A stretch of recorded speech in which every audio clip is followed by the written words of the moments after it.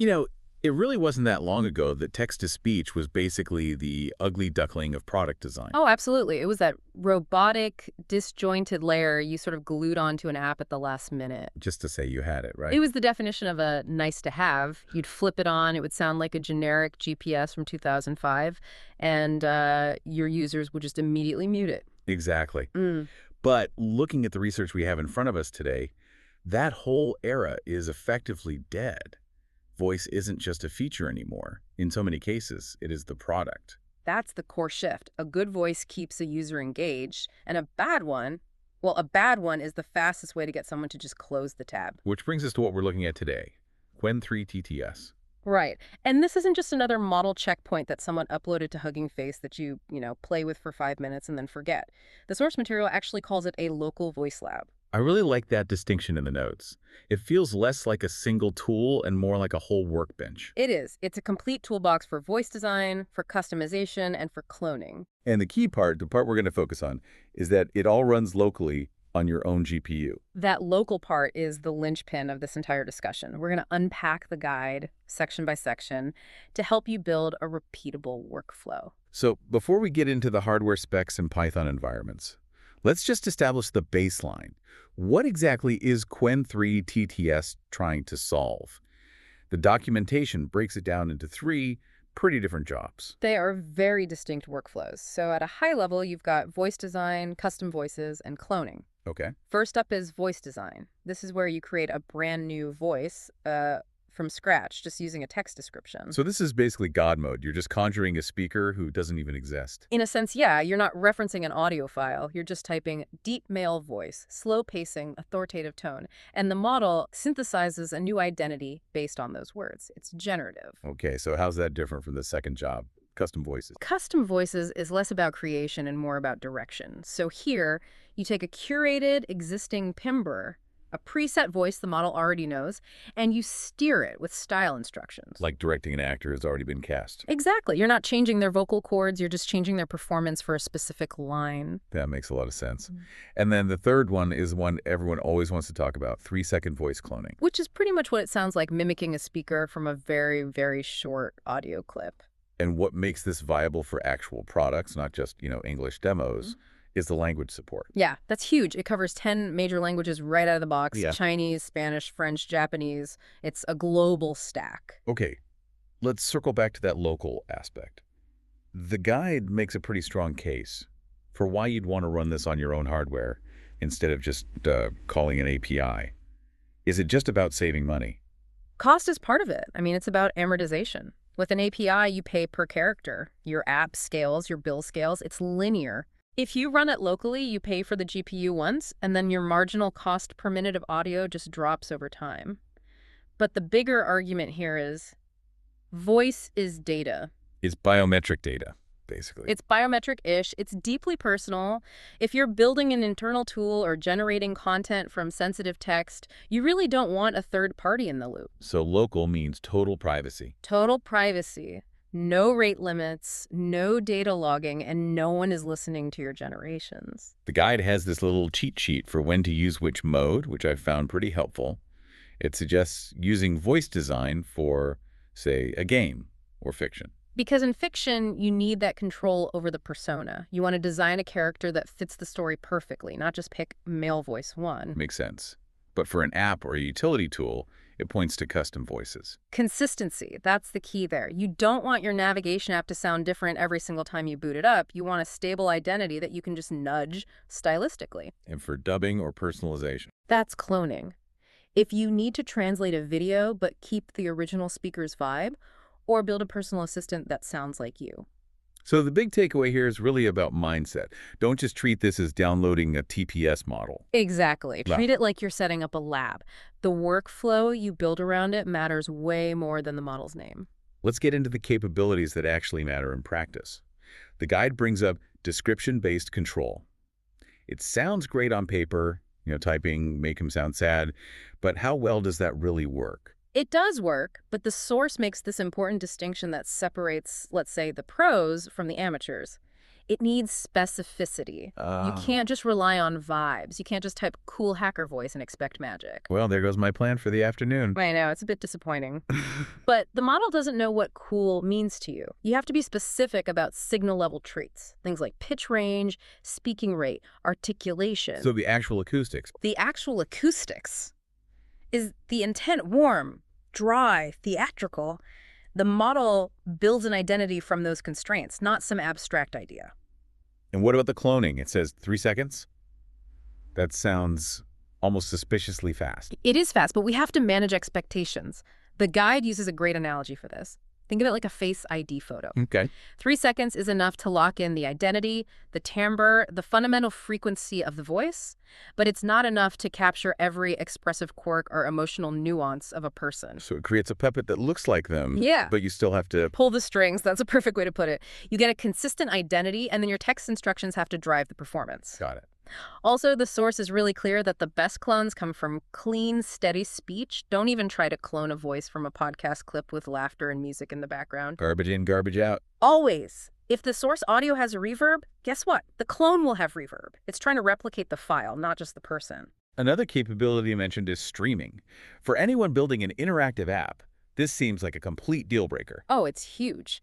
Qwen3-TTS supports streaming, which means the audio starts playing back while the rest of the sentence is still being generated. So it's not a batch job where you wait 5 seconds for a whole file? Exactly. It turns TTS into a conversation. Latency becomes a feature, not a bug. Okay, I'm sold.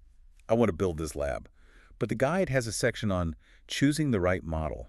I didn't realize there were different versions to worry about. There are 2 main decision trees. First, the size. You have the 0.6B line, that's 0.6 billion parameters. This is your lightweight, fast iteration model. So if you have a modest GPU, you start there. Start there. And the heavy hitter is the 1.7B line. If your VRAM can handle it, that's where you go for better control, richer nuances, and just higher fidelity overall. But it costs more compute. And within those sizes, there are different checkpoints. Yep. There's a voice design checkpoint, which is purpose-built for creating those new voices we talked about. And then there's a base checkpoint, which is what you use for cloning or reference audio prompting. The guide also gets into something pretty technical called tokenizer rates, 12 hertz versus 25 hertz. I think we need to decode that one. Right. So think of the tokenizer as how the model compresses speech into data. The 12 hertz version is built for really strong compression and super fast reconstruction. It's optimized for that streaming use case. And 25 hertz. The 25 hertz variant trades a bit of extra compute for more detail. It just captures more of the texture of the sound. So if you're doing offline narration for an audiobook, go with 25 hertz. If you're building a chatbot where speed is everything, 12 hertz is your friend. So if I'm just starting out, what's the move? The advice is clear. Start small. Use the 0.6B model. Just confirm your whole pipeline works. Don't benchmark your patience on the big model until you know everything is connected right. Speaking of connections, let's talk hardware. What do I actually need to run this without pulling my hair out? It is a GPU story. You really need a modern NVIDIA GPU, and the 1.7B models, they really benefit from half precision to save on memory. You can run it on a CPU. I hear a but coming. But yeah, the guide says you're basically signing up for go make coffee latencies. It's possible, but it just destroys the feedback loop. You can't iterate if you're waiting 3 minutes for one sentence. And there's a specific software dependency mentioned, FFmpeg. Ah, yes, the duct tape of the internet. You absolutely need FFmpeg installed. It handles all the audio conversion behind the scenes. Without it, the model generates data, but you won't get an audio file out the other end. Okay, now the installation process itself. The guide really emphasizes a clean environment. This is just standard engineering advice, but it's so crucial here. Use a fresh Python environment, specifically Python 3.1 through Conda or Venvo. Why is that so important? Because Python library conflicts are the #1 reason these local installs fail. A clean environment is the cheapest insurance you can possibly buy. And it mentions something called flash attention too, as an optional speedup. Right. So if your hardware supports it, usually newer NVIDIA cards, flash attention is kind of like a turbo button. It reduces memory usage and speeds up the attention mechanisms in the model. So it's not just faster, it can prevent errors. Exactly. It can actually prevent memory errors on longer generations because it manages the buffer so much better. Okay, we're set up. We had to download the checkpoints. The guide explicitly warns against auto-download. Well, it seems way easier. Auto-download is convenient until it isn't. If you're deploying this in a production environment with, say, locked internet access, or if the Hugging Face mirrors are slow, your whole application just hangs. So manual snapshots are safer. Much safer for reproducibility. Download the files, put them in a folder, and point your code to that folder. You want total control over the assets. It also mentions the tokenizer again here as not optional plumbing. Right. It's core to how the model even represents speech. It preserves all the paralinguistic cues, the stuff around the words, while it's compressing the data. You don't usually touch it, but you need to respect that it's doing some heavy lifting. Okay, we're installed, we have our models, now we're in basic text-to-speech mode. The guide has a funny line here. Start boring. Boring is how you get to good. I love that philosophy. What do they mean by that? They mean don't start with some complex emotional monologue. Start with basic text normalization. Most failures happen because the input text is just messy. Like punctuation and stuff. Exactly. Or symbols. You have to normalize the punctuation. You have to spell out weird symbols. You have to decide how URLs are going to be read. So if I feed it a raw URL, it might try to pronounce HTTPS as a word, HUDups. Or it might spell it out letter by letter for 30 seconds. HTTPS:/. It just ruins the flow. You fix the text first. And then save your settings. Yes. Once you find an instruction that gives you the pacing you like, save it as a preset. That's how you get stability. Now for the fun part. Voice design. This is where we prompt a voice into existence. The guide says to stop thinking like an API user and start thinking like a casting director. This goes right back to our earlier point about specificity. A bad description is cool hacker voice. A good description anchors on measurable cues. Right. Pitch range. Low, mid, high. Speed, conversational, brisk. Articulation, crisp, slurred. Emotional contour, flat, warm, tense. The guide lists some common failure modes too, like samey voices.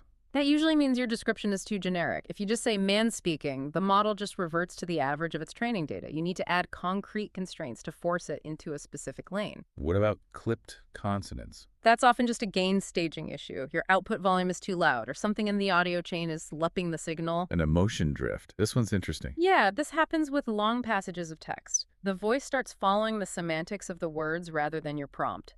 If the text gets sad, the voice gets sad, even if you told it to be happy. So how could he fix that? You just break your scripts into smaller segments and reapply the instruction for each one. And the guide suggests creating voice cards. What are those? It's basically a reusable text file with your successful descriptions, so you don't have to remember what combination of words created that perfect narrator voice you liked. You just treat it like a character sheet in D&D.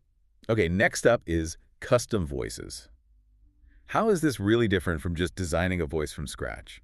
If voice design is the art studio, custom voices is the production floor. This is where you want consistency day in and day out. So you pick a preset timbre. A specific speaker identity, yeah, and then you just steer it. Steer it how? With instructions like whisper or sound irritated or speak slowly like you are teaching. You aren't changing who is speaking, just how they are speaking. And organization seems key here. Absolutely. The guide recommends creating a folder structure based on your use case. A folder for narration, one for shorts and reels, another for dialogue. Stop reinventing the wheel every time you open the terminal. Section 10 covers 3-second voice cloning. We touched on the Face ID analogy, but what are the specific rules for getting good results locally? Rule 1. Record like you mean it.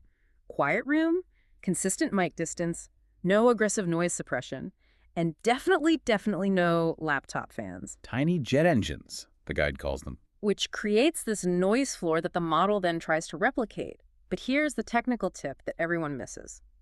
The transcript. The text of what's being spoken in the reference clip. Yes. When you're cloning, you often provide the reference audio and the text of what is said. You have to transcribe it exactly. Including the ums and... everything. The fillers, the contractions. Because the model uses forced alignment. It aligns the text to the audio to extract the speaker's characteristics. If the text doesn't match the audio, the alignment breaks and the clone gets all blurry or distorted. That is a pro tip. And there's an ethics rule here, the public changelog test. I think this is a great rule of thumb. If you wouldn't be comfortable explaining where you got the voice sample on a public changelog for your product, just don't use it. Right. Label synthetic audio. Build trust. Don't clone your boss's voice from a stolen voicemail. Section 11 is about the local web UI. This seems like the easiest way to just hear what this thing can do. It is. It's the shortest path from install to audio. You launch the demo from the command line. But there is a gotcha here with the browser. The microphone bug. Right. Users often think the model is broken because the mic won't turn on in the browser when they try to record a reference, but it's actually a browser security feature. Oh? Modern browsers block microphone access on non-local host addresses unless you use HTTPS. So if I'm running the model on my big GPU desktop, but I'm accessing the UI from my laptop on the couch, The mic won't work on the laptop unless you set up a self-signed certificate or use a tunneling service. It's not the model's fault, it's just Chrome keeping you safe. finally, the guide tackles the big comparison. Is this the best alternative to services like, say, 11 Labs? Well, the answer depends entirely on your definition of best. If best means easiest start with zero setup, then yeah, the hosted APIs still win. You pay them to handle the mess. But for us, If best means I control the entire stack, I have total privacy, and I have predictable costs at scale, then local is the clear winner. it's a trade-off. It's a trade-off. The API gives you fast scaling and fewer moving parts. Local gives you ownership. And interestingly, for conversational AI, the guide argues Qwen3-TTS is a really strong contender because of that streaming architecture we mentioned. It's built for low latency, not just perfect audio fidelity. And there's a great point here about open source, meaning you have to own your constraints. That's a deep insight. When you use a black box API, you're subject to their safety filters, their logging, their uptime. If they go down, you go down. But when you run local, You build your own logging. You build your own safety policy. You own the compliance. It's harder, for sure, but it's way more resilient. the guide wraps up with a little decision table. Use an API for prototypes, or if you have no GPU. Use local for long-form narration, for privacy, and for cost control. It's a pragmatic conclusion. It's not dogmatic about open source. It's just business logic. So, bringing this all together, the guide ends with a call to action. Build a workflow, not a demo. That is the ultimate takeaway. Move from the web UI to a script.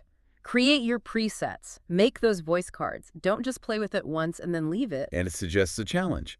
Pick one short script and generate it 3 ways. Custom voice, voice design, and a clone.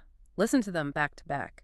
That's how you really understand which tool fits your product. You'll hear the differences in emotional range and stability. It really emphasizes that voice shouldn't be an afterthought anymore. No, it's the interface. And now you can run the lab that builds that interface right on your own desk. Well, that sounds like a project for the weekend. We've unpacked the local voice lab guide for Qwen3-TTS. From casting director prompts to the duct tape of FFmpeg, there's a lot here to digest. It's a powerful shift in the landscape for sure. Thanks for walking us through it. And to everyone listening, go give those models a spin, but remember, keep your microphone away from the fan. And check your transcripts. See you in the next one.